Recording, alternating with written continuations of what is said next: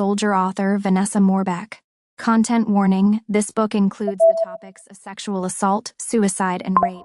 If you or someone you know is in crisis, call or text the National Suicide Prevention Lifeline at 988. The hotline is staffed 24/7 by trained counselors who can offer free confidential support. Spanish speakers can call 1-888-628-9454. People who are deaf or hard of hearing can call 1-800-799-4889.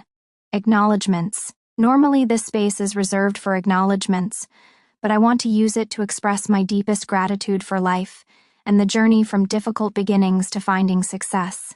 To everyone who takes the time to read this book, thank you. If I can inspire, inform, or help even one person, I am grateful to the universe for giving me a second chance. This book is written to share my story and to give a voice to those who have faced personal trauma, especially within the military. I experienced many challenges, including serious personal violations and the difficulties that came with reporting them. These experiences led to my medical retirement, but they also set me on a path of resilience and growth. Through these trials, I have found strength and a commitment to mental health and compassion. My journey has been one of transformation and healing. This book is a testament to the power of survival and a beacon of hope for anyone who has faced similar challenges. May it remind you that no matter how tough the journey is, there is always hope and a chance for a new beginning. Chapter 1. Introduction.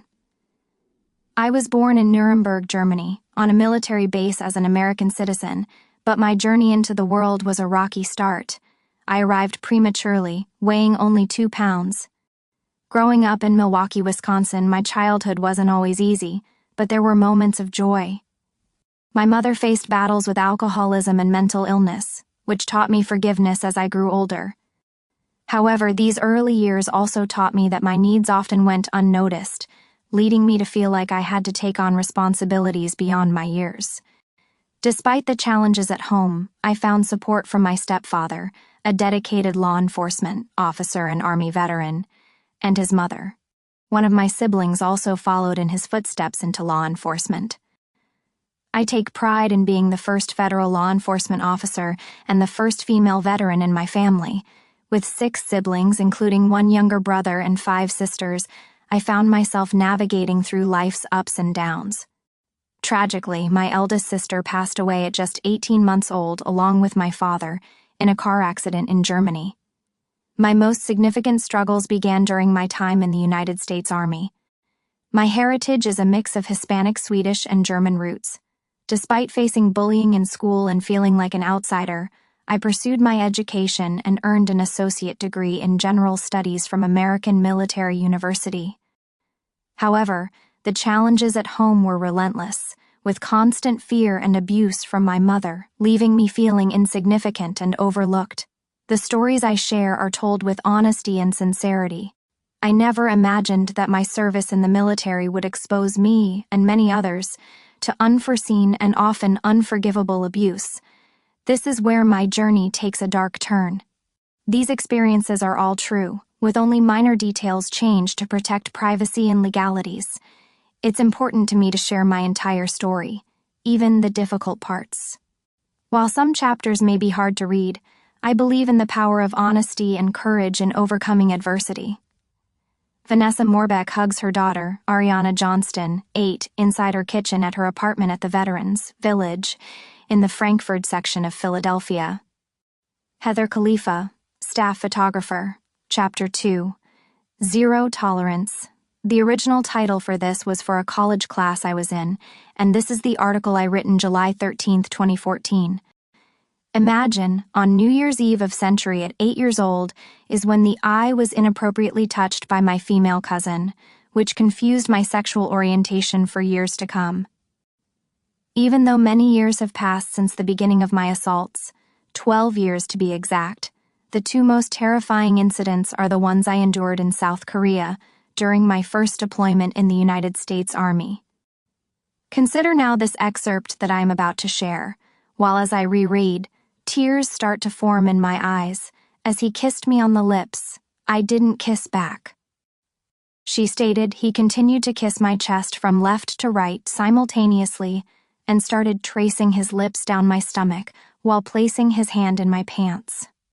She stated, as I kept tightening my legs, he kept asking no, but when he couldn't get me to stop tightening my legs, he proceeded to start kissing me and playing with my chest the same way as before, as he decided to forcefully try and pry my legs open. Eventually I became numb, catatonic, unable to move, and couldn't resist anymore.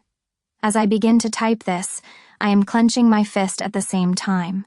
The Army's main program is called SHARP, which is abbreviated for Sexual Harassment Assault Response and Prevention, SHARP website Ref 8, alongside the Criminal Investigation Command, and rushing to the emergency room to receive a SANE kit sexual assault nurse examiners.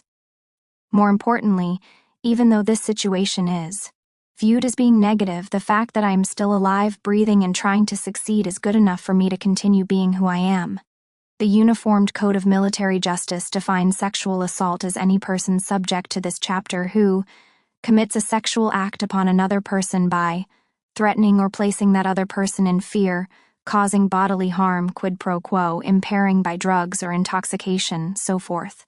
Manual for Court-Martial United States 352, while Army Regulation 600-20 Army Command Policy defines sexual assault as sexual assault is a crime defined as intentional sexual contact, characterized by use of force, physical threat, or abuse of authority, or when the victim does not or cannot consent. Consent will not be deemed or construed to mean the failure by the victim to offer physical resistance. Consent is not given when a person uses force, threat of force, or coercion, or when the victim is asleep, incapacitated, or unconscious. Chapter 8-4. In my case, even though all these facts were present both times, they were still deemed unfounded. What does that mean? While researching many articles, the word unfounded populated several pertaining to false reports, and the